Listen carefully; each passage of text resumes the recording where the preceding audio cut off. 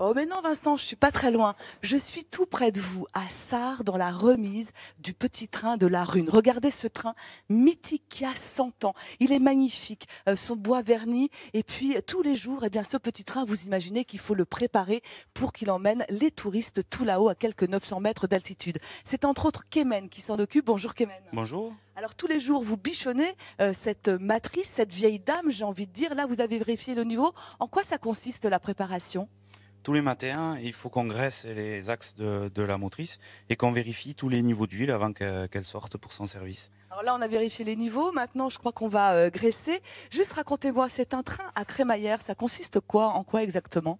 Alors c'est une roue dentée qui vient s'imbriquer dans un rail denté aussi. Ce rail, il est au centre de la voie. Ça permet d'avoir un effort considérable pour la traction. Alors c'est pas du tout aussi ce qu'on pensait, un train qui a à charbon, quoi. C'est un train électrique et ce depuis 1924. Il a toujours été à puissance électrique. Là, on voit les deux moteurs.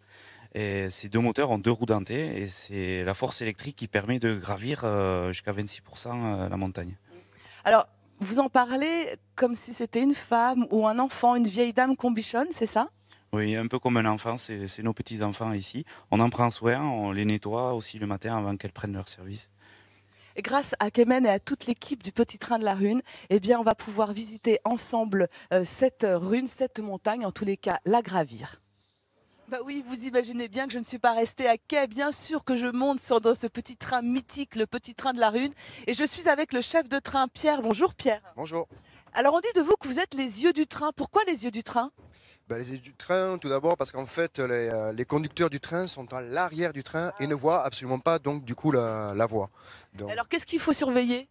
ben, ce qui est important de surveiller, c'est justement la crémaillère, les rails. Il faut absolument qu'il n'y ait aucun obstacle qui puisse donc venir sur la crémaillère et les rails.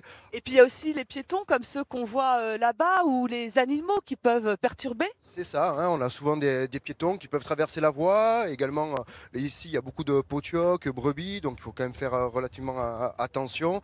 Comment vous les éloignez avec la voix?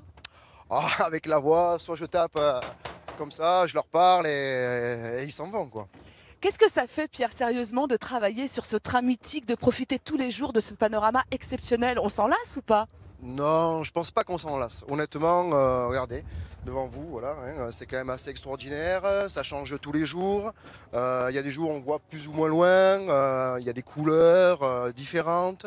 Là où hier, hein, il a plu, donc le vert ressort. Non, non, on se lasse absolument pas de travailler dans un endroit pareil. Alors je vais vous laisser travailler, puis surtout, moi je vais profiter de ce panorama qui est vraiment exceptionnel.